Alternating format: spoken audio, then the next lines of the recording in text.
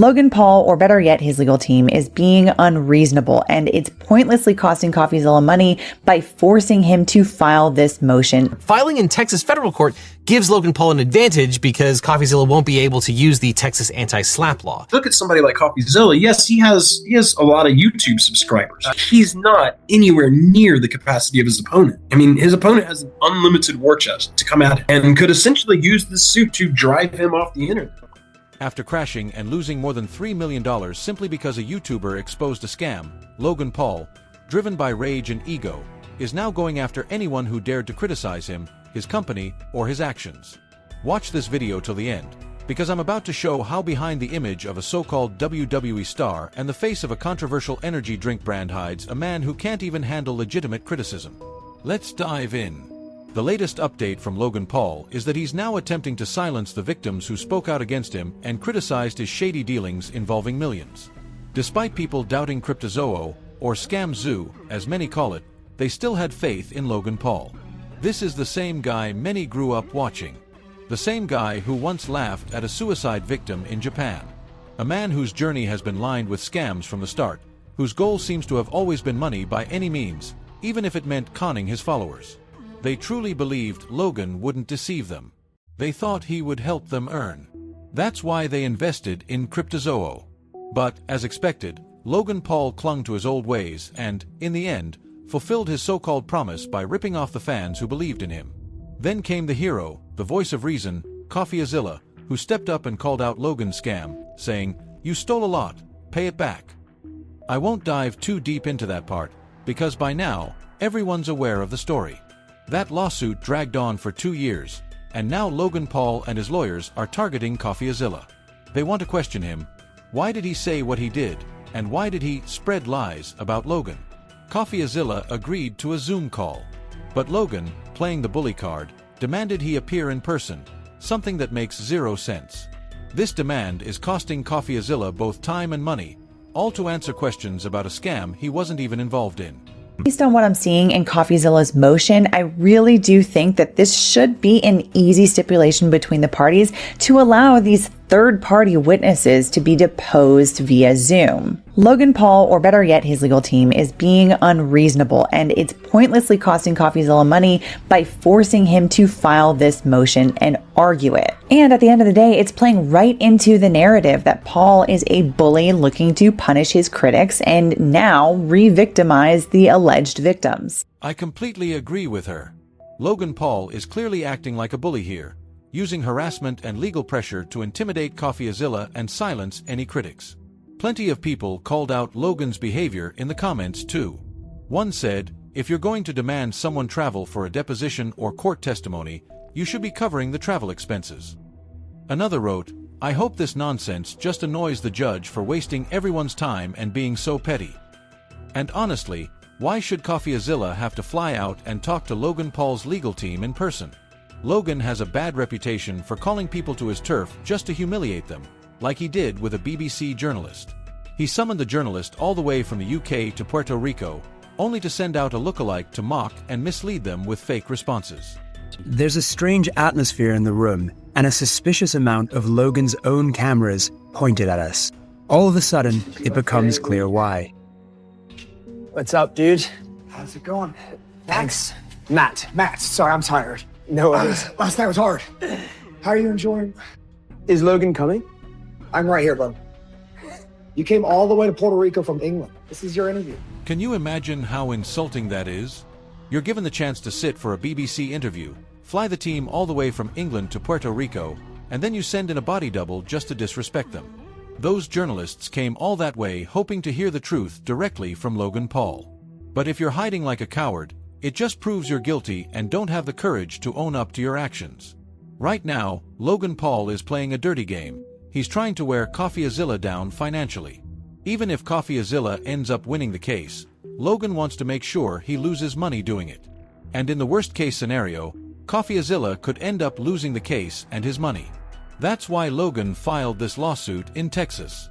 He knows Coffeezilla can't use the anti-SLAPP law in federal court there, making his defense much more expensive and harder to fight. Here, a lawyer breaks that all down. Although many defamation complaints are filed in state court, filing in Texas federal court gives Logan Paul an advantage because Coffeezilla won't be able to use the Texas anti-SLAPP law. As you might know, a strategic lawsuit against public participation, or SLAPP suit, is a legal action intended to censor, intimidate, or silence critics by burdening them with the cost of legal defense. So without an applicable anti-SLAPP law, Coffeezilla's defense is going to get extremely expensive, even if he's successful. Just think about how shameless this is. After getting exposed and watching all the evidence come out, Logan Paul decided to fight back with bogus allegations and lawsuits, just to mess with others. He should be the one answering for his scams and shady behavior, but instead, he's making life more difficult for Coffeezilla. Logan clearly has more money than Coffeezilla, and he's using that to silence him. And now Coffeezilla's attorney is speaking out and revealing everything. I reached out to Coffeezilla's lawyers and got Mark Bankston on the phone. Very surprised that Logan Paul had completely rehabilitated his image, and then Coffeezilla just came out of nowhere and besmirched him for no reason whatsoever. So I found that to be very surprising. This case really presents a David and Goliath type problem. You look at somebody like Coffeezilla, yes, he has a lot of YouTube subscribers. I mean, I'm sure he makes money. You know, I'm sure he does fine. He's not anywhere near the capacity of his opponent. I mean, his opponent has an unlimited war chest to come at him and could essentially use this suit to drive him off the internet. We're not going to let that happen. I completely agree. The lawyer is spot on. Logan Paul is just trying to escape accountability by throwing money around. He's leaning on his financial power to stir up problems for others. That's where he's strongest. Sure, Logan is bleeding money, but he's still worth around $150 million today. He knows that if he can buy his way out of this mess, he'll be free to scam even more people.